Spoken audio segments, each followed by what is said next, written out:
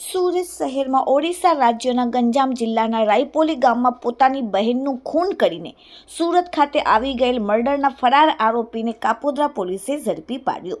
સુરત શહેરના કાપોદ્રા વિસ્તારના police inspector MB ઓસુરાએ ગંભીર પ્રકારના શરીર સંબંધી ગુનાઓને પકડીને તેની ઉપર કાયદેસરની કાર્યવાહી કરવા માટે સૂચના અને માર્ગદર્શન આપેલ હતા, જેને લીધે કાપોદ્રા સર્વેલન્સ સ્ટાફના માણસો પોલીસ પેટ્રોલિંગમાં હતા અને તે શરીર સંબંધી ગુનાઓ માટે નાસ્તા ફરતા આરોપીઓને શોધી કાઢવા માટે વર્કઆઉટમાં હતા। ત્યારે ખાનગી બાતમીના આધારે બોમ્બે કોલોનીમાં રહેતો બાજી શત્રુઘ્ન પાત્રા નામનો ઈસમ તેના વતન ઓડિશા ગંજામ ખાતે કોઈ મહિલાનો ખૂન કરી સુરત આવેલ છે, જેને શરીરે આકાશી કલરનો હાફ બાયનો શર્ટ તથા કથ્થાઈ કલરનો સાદું પેન્ટ પહેરેલ છે અને હાલમાં કાપોદ્રા 4 રસ્તા આગળ ઊભો છે। તે બાતમીના આધારે કાપોદ્રા પોલીસે બાબાજી ઉર્ફે બાજી શત્રુઘ્ન પાત્રા ઉંમર 39 વ્યવસાય મજૂરી કામ અને રહેવાસી બોમ્બે કોલોની દિલીપભાઈના ભાડાના મકાનમાં વરાછા સુરત અને મૂળ વતન ગંજામ ઓડિશા વાળાને ઝડપી આરોપીનો કબજો કાપોદ્રા પોલીસે ગંજામ ઓડિશા ખાતે મોકલવા માટે તજવીજ હાથ ધરવામાં આવેલ છે।